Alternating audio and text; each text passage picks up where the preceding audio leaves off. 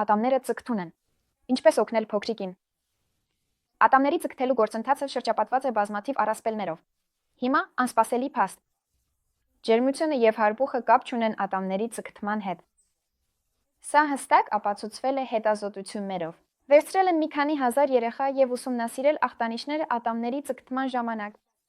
Ապացուցված կապ շնչառական վարակների ախտանիշների եւ ատամների միև չկա։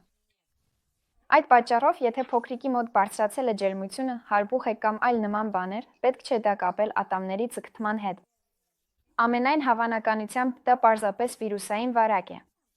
Բայց քանի որ արմատացած է այն առասպելը, որ ջերմությունը կապված է ատամների հետ, ծնողները հաճախ երեխաներին տալիս էին իբուպրոֆեն պարունակող տեղեր, որոնք միաժամանակ իջեցնում էին ջերմությունը եւ թեթևացնում ցավը։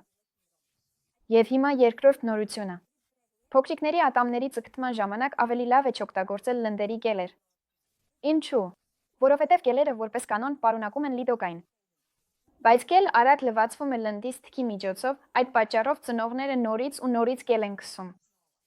Եվ հաճախ լինում են լիդոկայինի գերդոզավորման դեպքեր։ Դա արտահայտվում է փոքրիկների մոտ գլխապտույտով, քմահաճությամբ, սրտխառնոցով եւ թսխումով։